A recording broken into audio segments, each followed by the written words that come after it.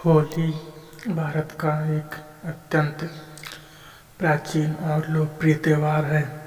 इसे रंगों का पर्व कहा जाता है, लेकिन इस उत्सव की शुरुआत होलिका दहन से होती है। होली जलाने की परंपरा केवल एक धार्मिक अनुष्ठान नहीं, बल्कि यह एक गहरी आध्यात्मिक, सांस्कृतिक और सामाजिक मान्यताओं से जुड़ी हुई। होलिका दहन बुराई पर अच्छाई की विजय, अहंकार पर भक्ति की जीत और नकारात्मकता के अंत का प्रतीक है। सबसे पहले इसके पौराणिक आधार को समझना आवश्यक है। होलिका दहन की कथा हिरण्यकश्यप, उसके पुत्र प्रहलाद और उसकी बहन होलिका से जुड़ी हुई है। पुराणों के अनुसार हिरण्यकश्यप एक शक्तिशाली असुर राजा था। उसने कठोर तपस्या कर ब्रह्मा जी से वरदान प्राप्त किया था कि वह न दिन में मरेगा, न रात में मरेगा, न घर के अंदर, न बाहर, न किसी मनुष्य से, न किसी पशु से, न किसी अस्त्र से, न किसी शस्त्र से। इस वरदान से के कारण वह स्वयं को अजय समझने लगा और अत्यंत अहंकारी हो गया। उसने अपने राज्य में यह आदेश दे दिया कि कोई भी भगवान की पूजा नहीं करेगा, केवल उसी की आराधना की जाएगी।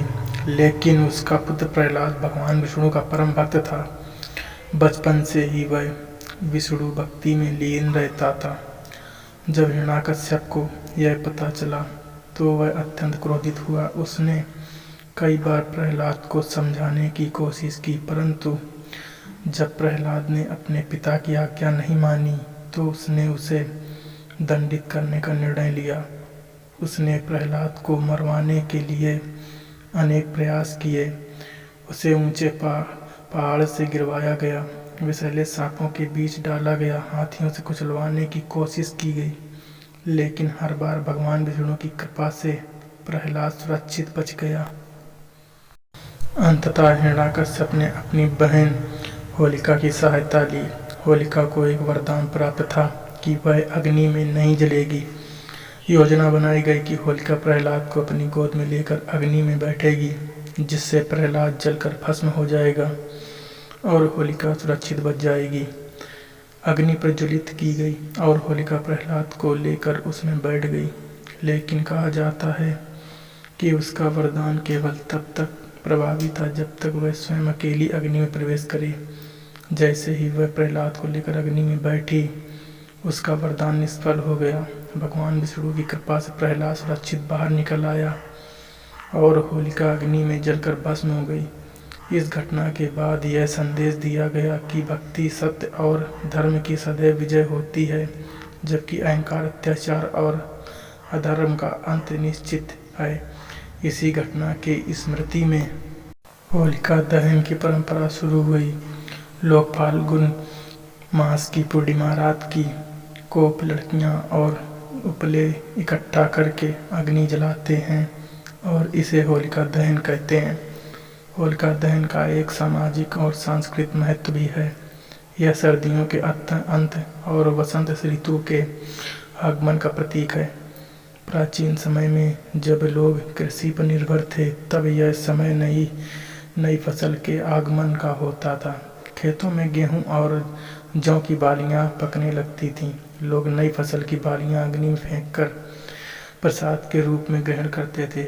यह प्रकृति के प्रति कृतज्ञता प्रकट करने का एक तरीका था। धार्मिक दृष्टि से होलिका दहन आत्मशुद्धि का प्रतीक है।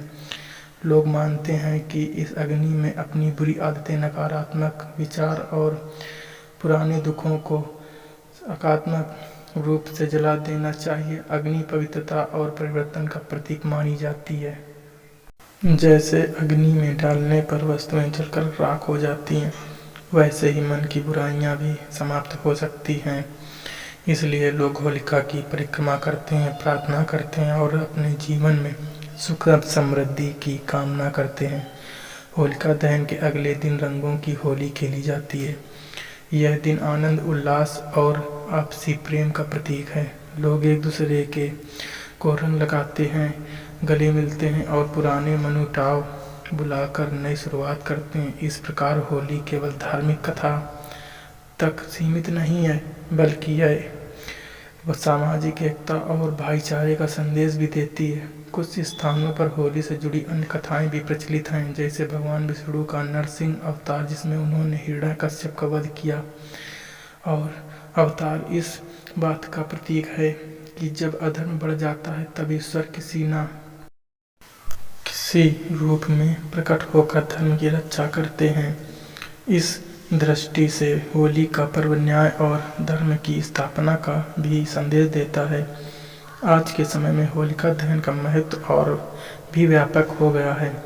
आधुनिक जीवन में तनाव, ईर्ष्या, द्वेष और इस प्रतिस्पर्धा बढ़ती जा रही है। ऐसे में होली हमें याद दिलाती है कि हमें अपने भीतर की नकारात्मकता को समाप्त करना चाहिए। यह त्यौहार हमें सिखाता है कि प्रेम, सहिष्णुता और भक्ति ही जीवन को सार्थक बनाते हैं। संक्षेप में होली इसलिए जलाई जाती है क्योंकि यह बुराई पर अच्छाई की विजय का प्रतीक है। यह हमें प्रहलाद की अटूट श्रद्धा, होलिका के अहंकार के अंत और हिरण्यकश्यप के अत्याचार के विनाश की याद दिलाती है। साथ ही यह प्रकृति के परिवर्तन, नई फसल के आगमन और सामाजिक एकता का भी उत्सव है। होलिका दहन में हमें यह प्रेरणा देता है कि चाहे परिस्थितियाँ कितनी भी कठिन क्यों न हों, सत्य और धर्म का मार्ग कभी नहीं छोड़ना चाहिए। अंततः जीत उसी की होती है जो सच्चाई और भक्ति के मार्ग पर चलता है।